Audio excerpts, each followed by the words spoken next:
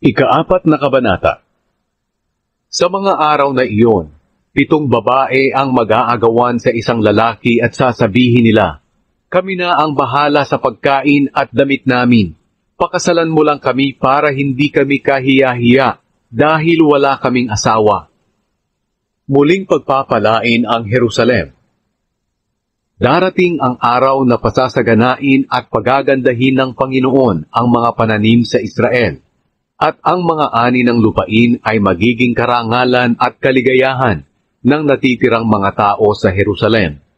Tatawaging banal ang mga natirang buhay sa Zion, ang lungsod ng Jerusalem.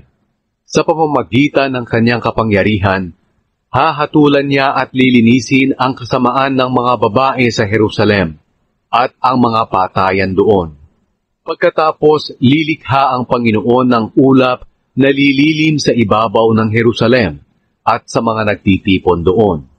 Lilikha rin siya ng nagniningas na apoy na magbibigay ng liwanag kung gabi. Tatakip ito sa Jerusalem na parang isang malapad na tolda at parang kubol na magsisilbing lilim sa init ng araw at kublihan sa panahon ng bagyo at ulan.